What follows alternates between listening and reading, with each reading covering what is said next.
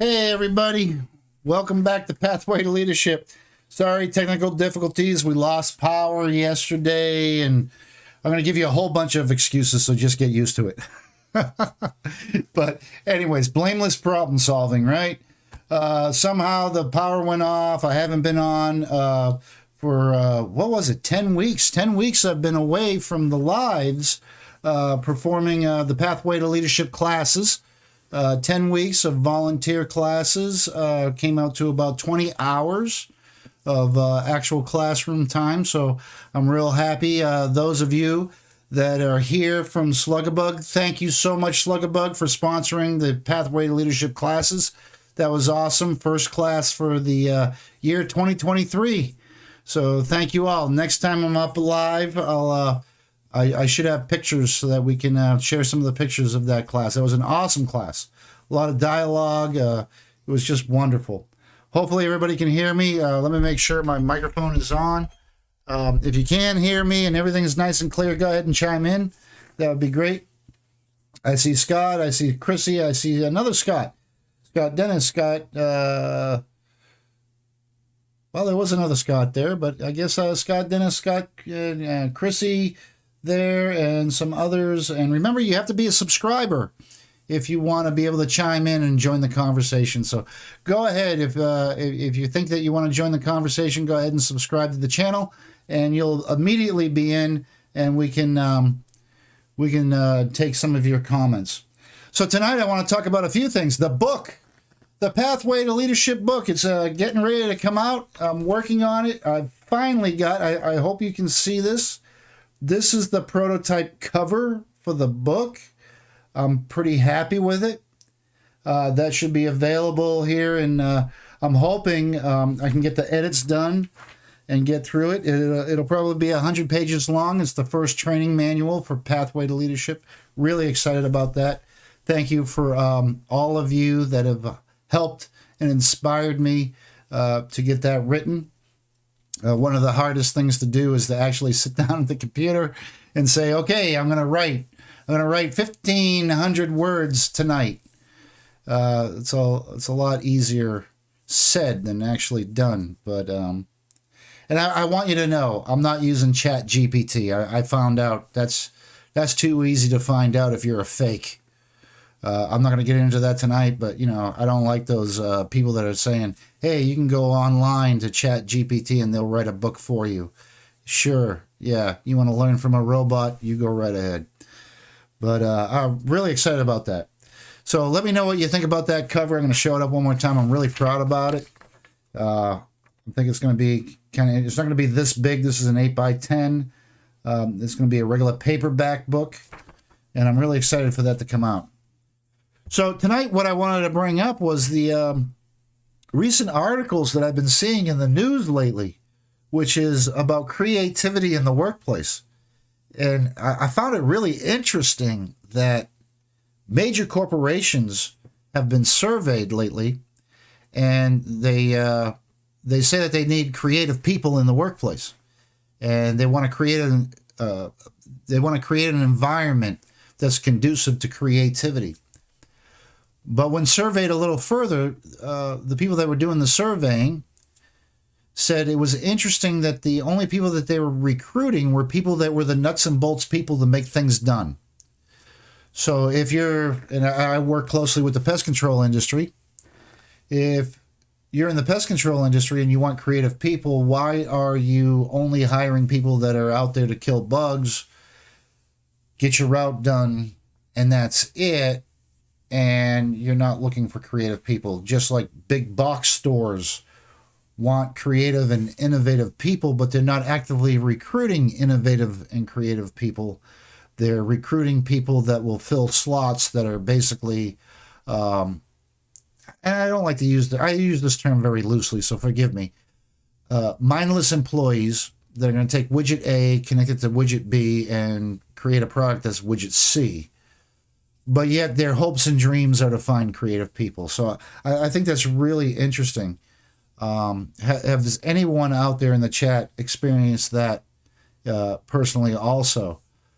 So I look at it, and the most creative people out there are the ones that are innovative. They take the ideas that you already have, and they think outside of the box, and they put things together that usually people don't think about. And those are the out-of-box people. I think what the question is, being a leader, how do you actively recruit creative people? Because that's not taught. And this is an open forum. This is just an open discussion. I have no answers here. Because when I look at some of the companies that I work with, and if they ask me, hey, I want to attract creative people. How do you attract creative people? What are some ideas?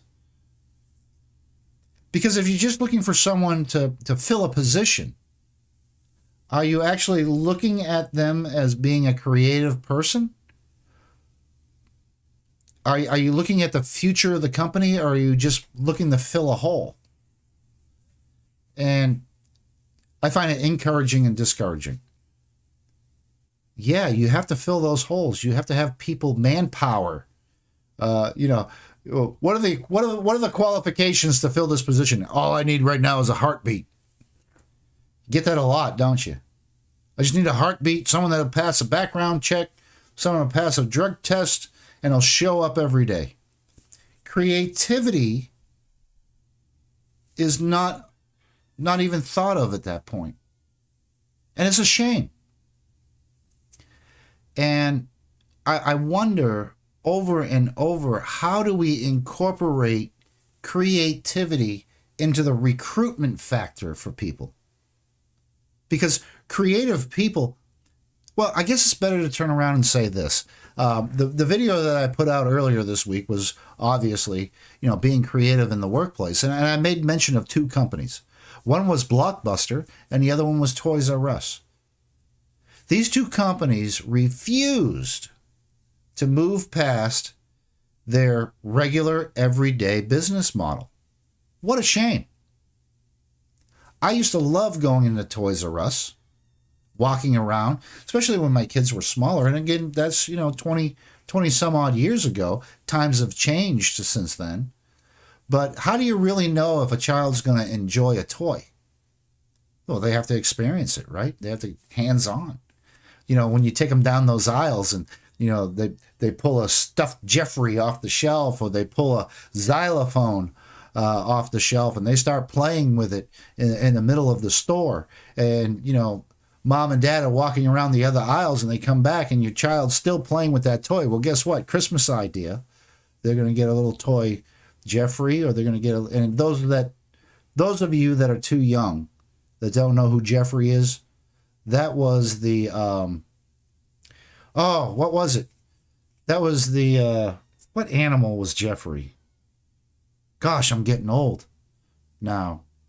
But Jeffrey was an animal that was the mascot for Toys R Us. Chime in there if you know who Jeffrey was, and remind me of the animal Jeffrey for Toys R Us. I'm sure a lot of you know. I can't be the oldest one in the group, but I'm sure some of you know that giraffe. Jeffrey was the giraffe. And they had Jeffreys all over the store. Sometimes someone was dressed up as Jeffrey to entertain the kids, and they would be free to go in there and just play with the toys.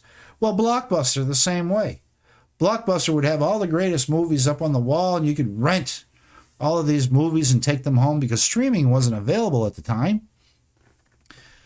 I guess what my point is, these two corporations, just examples, there was many more, refused to be creative and innovative to move their companies forward. And what happened? They both went out of business. Isn't that crazy? They were so stuck in their ways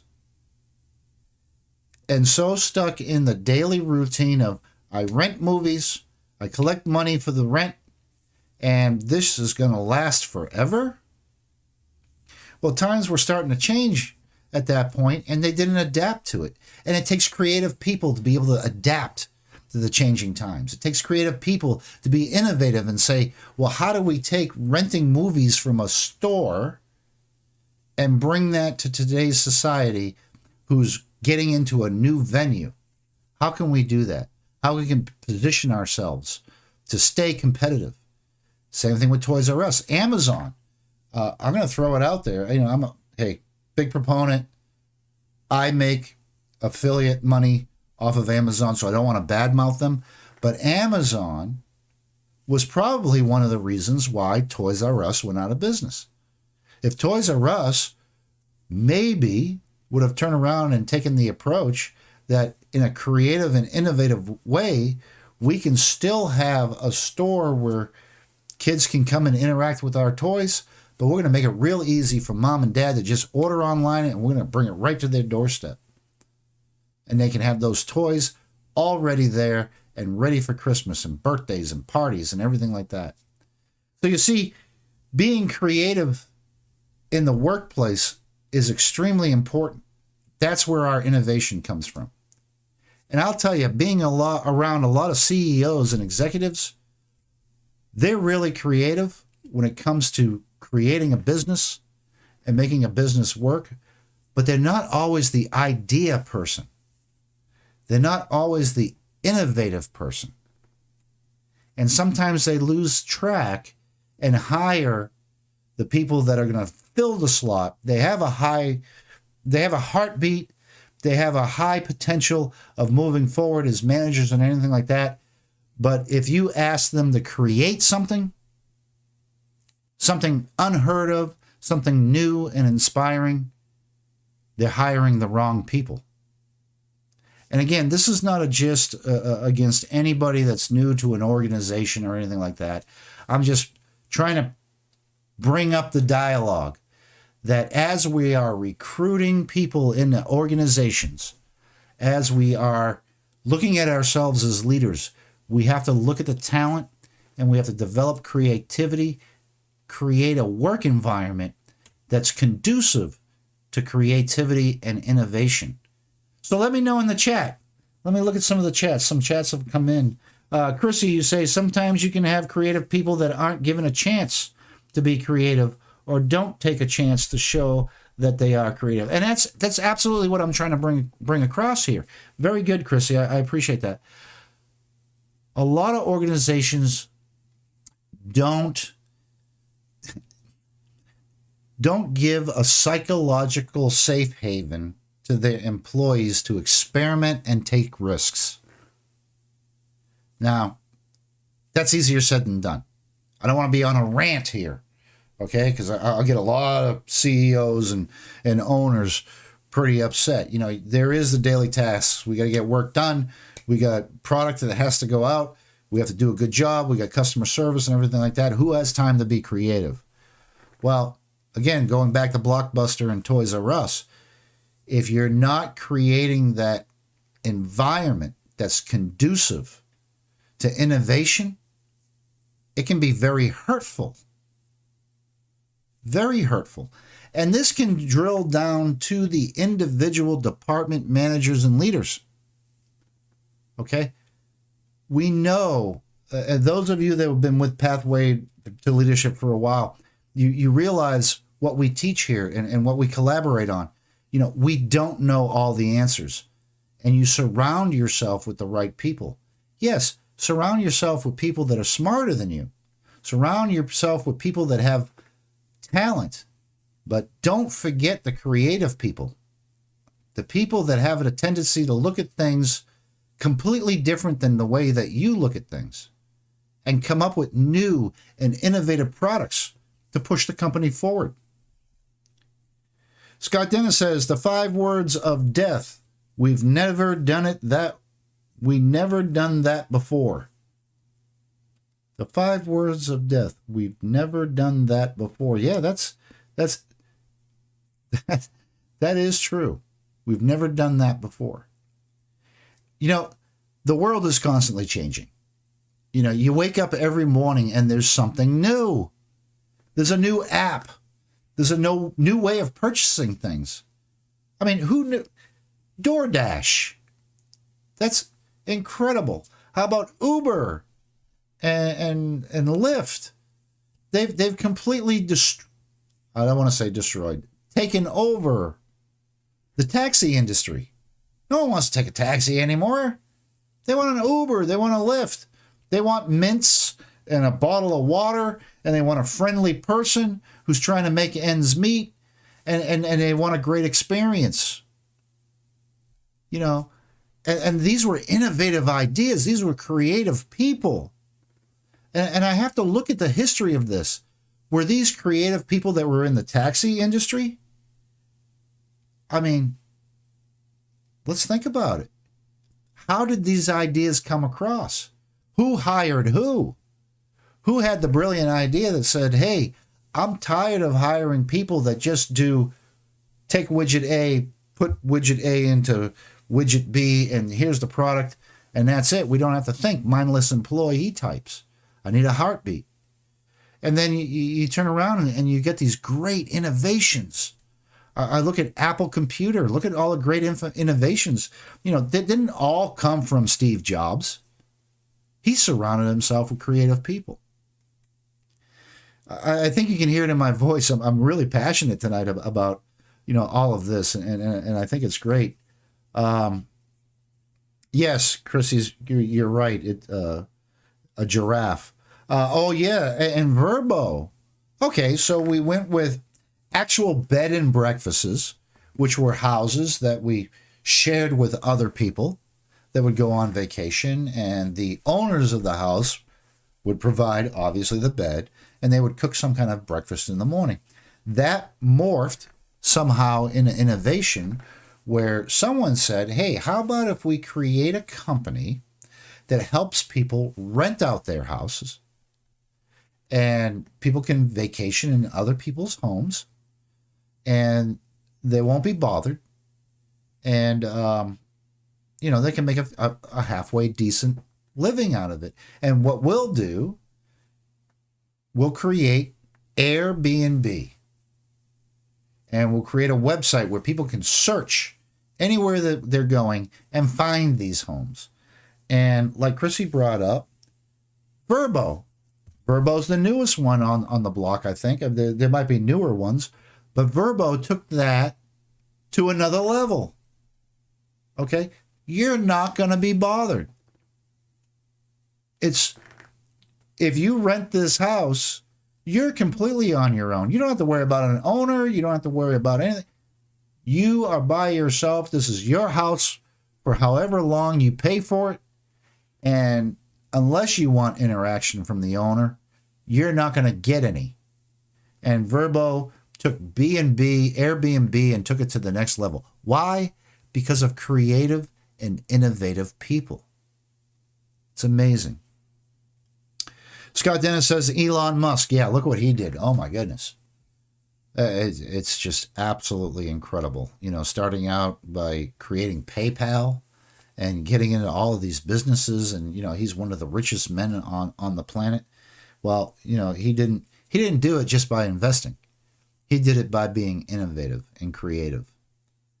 So getting back to what we started with on tonight's discussion is how do we incorporate attracting creative people to our organizations, along with recruiting the right people that can do what we need them to do on a regular basis.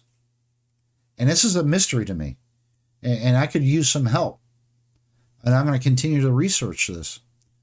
But I thought it was really important to talk about it this evening because I read article after article how companies are recruiting creative people less and less on a daily basis. And this might be the fact that we have a workforce that's harder to obtain over the years. You know, COVID and things like that have probably gotten in the way. But I think we need to focus more on the creative people and attract them to our organizations. Because I think unless magically you can keep up with the times, it's those creative people that keep us moving forward. One of the other things that I have to look at is in those articles, one of the suggestions that I thought really hit home, department managers, and I'm speaking directly to you department managers right now. I don't care what business you work for. If you have people under you, you're a leader and you have people that follow you and you're in charge, I want you to go to HR and I want you to pull every single resume from everybody that works for you and read it.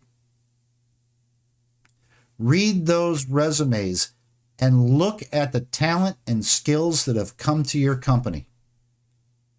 We tend to forget. We forget what people bring to our organization when we hire them. And that's a shame. You might find that you have people that are working for you right now that have so much talent that you never even realized until you pulled that resume and looked into it. Now, I get it. Let's say you're a department manager for Walmart. You got promoted into this position. You have 5 people working under you. What do you know of them? Where did they come from? What's their history? The best way to find out is go ask if you can pull their file and just see the resume. Look at their education level. What did they study? What are their hobbies? What do they like to do? What are their skill sets? Okay? Although some of this might not be relevant to the everyday widget packing job that they do, you might find out you have a lot of talent and creative people already working for you. The problem is there's not an environment of creative and innovative. I'm not even talking right now. How do I put that? The company that you're with does not have an environment that supports creativity and innovation. And they don't feel comfortable coming forward to exercise their talents for you. So I'm going to say that is a great exercise for you to use. Look at those resumes. Talk. If you're not in a leadership role and you're in a department and you'd like to innovate, talk to your coworkers. Let's talk about history. Where did you come from? What did you do? You know, I was in the Air Force. I have a degree in aeronautics. I've worked on the flight line. I fix aircraft. Nowhere near what I do right now. We've got people in organizations that work in finance that have degrees in psychology. We have people that are working out in the field, fixing things that have degrees in mechanics, have degrees in all kinds of different fields. But you wouldn't know that unless you actually looked into it. Let me take a look at some of these chats here. Chrissy says they may already, but how do you find out? Well, that's what we were just talking about. Department managers, you got to look at those resumes. Find out about your people. Look into the history. What about contests or asking people to solve problems that's out of the box? I completely agree. Look, the idea tank, that's an amazing concept. You know, I'm not talking a suggestion box. Okay? I'm not a strong proponent of suggestion boxes. If you ever had a suggestion box and were the one that pulled the suggestions out, you'd realize real quick that's not a real valuable thing. But when you take situations, okay, I'm going to take Blockbuster. What do you think would have happened with Blockbuster if Blockbuster went corporate wide and said, hey, we've got all of these streaming channels and we've got all of these things.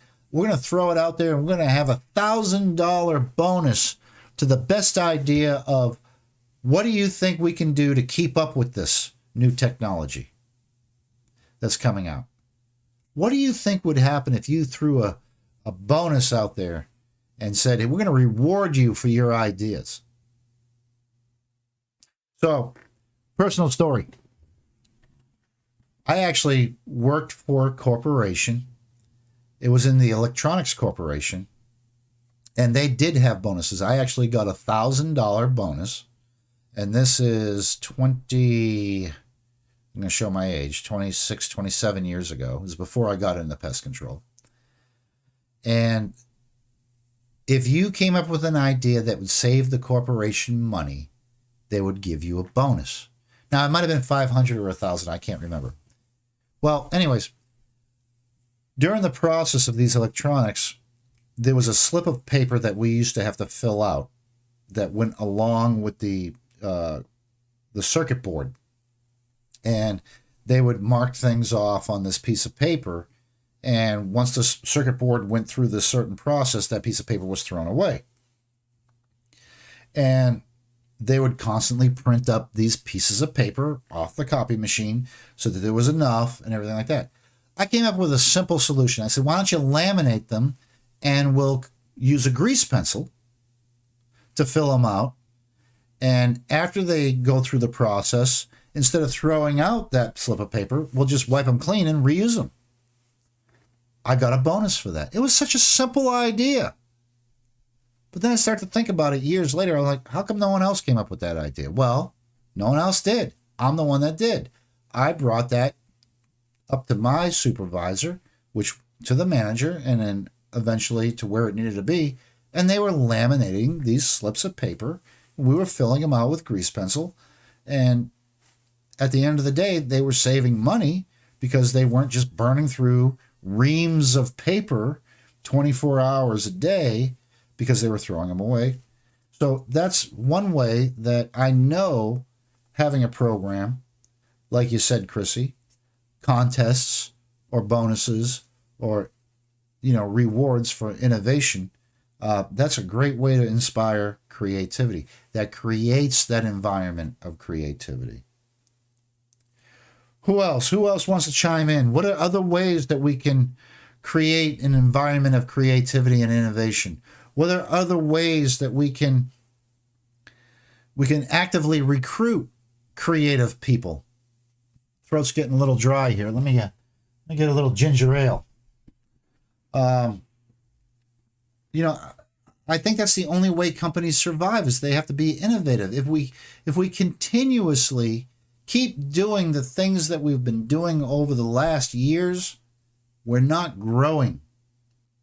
Sure, you might be growing with revenue, but there's going to come a point where technology, where someone else is going to step in, like Verbo, Airbnb, like Lyft, like Uber, and they're going to take over industries.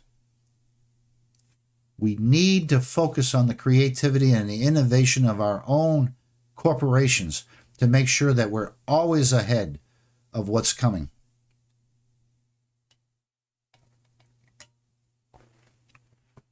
And let's think about some other organizations. I mean, we know Toys R Us went out of business because they pretty much refused to go to the online side of selling and working that way. We know Blockbuster refused to go and recognize that streaming was going to be a thing. What could have? Yeah, I'm going to throw that out. So it's too late, obviously. But what could have happened with Toys R Us? What could have happened with Blockbuster? What would have kept them competitive? I mean, I think we know the answers now, but think about that. And think of your own organization. What's coming? Where is society going that would make us obsolete? All right. Whatever business, whatever industry that you're in, you always have to think about that.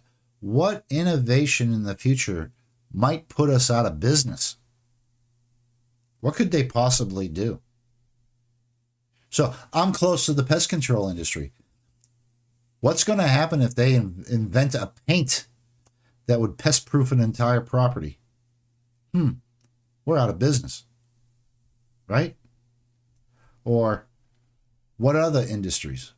You know, there's more do-it-yourself gadgets that are coming out there. Look at the plumbing industry right now. They're making it so easy for people, those shark bite connectors. Almost anybody can do their own plumbing now. Okay, well, yeah, you do have code and everything like that. But think of the innovation that's going behind there. You know, they're targeting the do-it-yourself. That's money coming right out of the plumber. You know, think about electricity. You know, what's going to happen when they turn around and someone innovates ways that the homeowner can turn around and just do their own electricity with maybe some type of shark bite connector or something like that. You know, do-it-yourselfers are a major threat to any organization. The actual box stores. You know, you go to the mall. I don't know about you, but going to the mall today, I'm actually bored. I really don't want to go to the mall. I mean, I look at all of the stores and I see what's in the stores and I'm like, I can get it online. I don't have to buy it. And the overhead in the mall is so high. I think malls are going to be on their way out. They better get some creative people and some innovative people pretty darn quick if they're going to stay in business, because I think malls are going to be a thing of the past. When I was a kid, the mall was the place you wanted to be. Let me know in the chat. Did you love going to the mall? Is it different now than it was when you were a kid? I mean, Scott Dennis says, unless you go into the food court. Yeah. Hey, try the Bubba chicken. Let's get the Bubba chicken. I don't want no Bubba chicken. Okay. But you're right. You know, yeah, going to the food court, getting some Barney's or Starbucks coffee and walking around. Sure, you get your exercise. Annie's pretzels. Those big giant salted, make your cheeks pucker up pretzels. Those are pretty cool. But I mean, the mall as an overall experience, it's just not the same anymore. Because if you're actually going there to shop and walk out of the mall with a product, you can have it delivered right to your door. You don't have to go. You don't have to go to the mall, which is very interesting. Another thing, restaurants. My wife and I went to a restaurant last night, and yeah, we had a wonderful steak dinner. Matter of fact, we both ordered the same thing. And without getting into all the details, what I kept noticing was the amount of orders that were getting put in bags and being delivered. This was a steakhouse. This was unheard of years ago. That you could call a steakhouse and say, I want you to deliver me a steak dinner to my house, to my doorstep. Someone had a great idea, right? If you don't want to go out, you call one of these companies that will go to that restaurant, pick it up, and they'll drive like a bat out of hell and deliver it to your door, and you can eat at home. The same meal that you previously had to go out and eat for. I find that it's incredible. The innovation and creativity. And I know I'm beating a horse to death here, but I just think it's worth talking about because it's so important. It's so important that we as leaders make sure that whatever organization we're attached to, that we focus on having an environment that's conducive to creativity and innovation. And I think it's something that we need to talk about and make sure that we're bringing every day, and we're nurturing creativity. I think it begins with go through those resumes. If you're not in a position to go to HR and ask for the resumes of the people that work for you, then if you're in the coworker level, find out who your coworkers are. You know, the problems that are in every organization has problems. The people that are closest to the problem are the ones that have the most insight on the solutions. And when you have insight on the solutions, then the next step is to be creative and innovative. And I want to leave you with this. The most successful companies in the world are the ones that have the most creative and innovative people. They have an environment that's so conducive to creativity, it's unreal. Absolutely unreal. I want you to Google. Do that. Do yourself a favor and Google. The people that work for Google are in a creative and unreal environment. And there's a reason for that. Why is Google so huge? It is nothing but a collaboration of creative and innovative people. So I will leave you with this tonight. I will leave you with this. It is up to us as leaders to move the creative and innovative environment forward in our organizations. No one else is going to do it for you. Not going to be your CEOs. It's not going to be your executive leadership. It's going to be us. That's going to nurture the talent that's already here. It's going to be us that's going to change the way that we recruit new talent into our organizations. It's going to be us that's going to nurture the talent that we already have. I think I already said that. But the bottom line is, if you want to stay competitive, if you want to keep moving your corporation forward, if you want to keep being relevant in today's technological world, then it's up to us to do it. I'm John with Pathway to Leadership. I'm so happy you listened to me tonight rant and rave about this. I think it's very important. I think I'm going to bring it up more and more as we move forward on these Thursday night open forums. I'm glad you're here. And if I've earned it, please hit that like button and share Pathway to Leadership with as many people as you can, because there's no other pathway to leadership out there like us. We're a strong community of leaders.